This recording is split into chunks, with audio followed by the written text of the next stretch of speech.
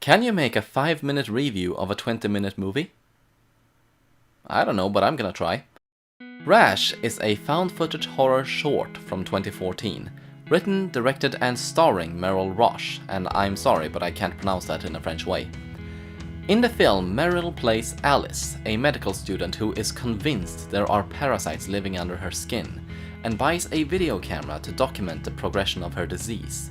She does this because no one takes her concerns seriously.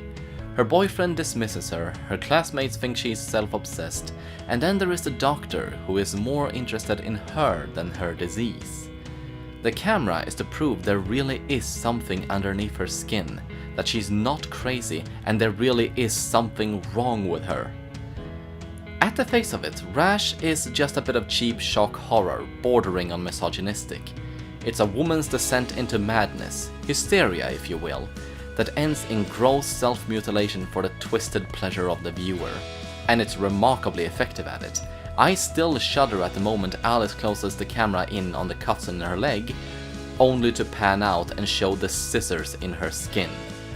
However, if you pay attention, you will see there is far more to it under its skin.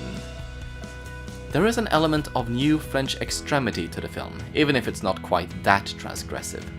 The gore is meant to shock and unnerve, but it also gives voice to the hidden anxiety induced by the people around her.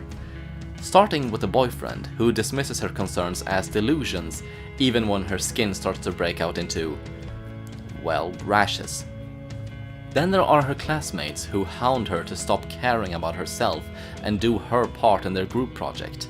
And then there is the doctor, who only entertains her worry because it lets him creep on her. It all comes off like they're holding something against her, even though there is nothing wrong with her, and instead of holding it against them, she tries to figure out what is wrong with her. The parasites under her skin become symbolic of her anxiety about her self-image, and her attempt to cut them out is her drive to cure herself. All of this sounds clunky and a bit difficult to imagine, but that's where Meryl Rash's ability as a director shines vividly, because she captures all of this in the movie without it feeling forced in your face. She plays with behavior, setting, lighting and characters to subtly imply atmosphere, tense and revolt in a way that I can only describe as painterly.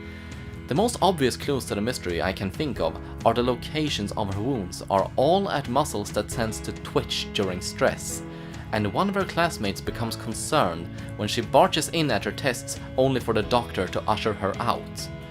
The end result is an uncertainty to the question that underlines the whole movie. Is there something wrong with Alice? Is she just crazy to have come up with the idea of parasites in her body?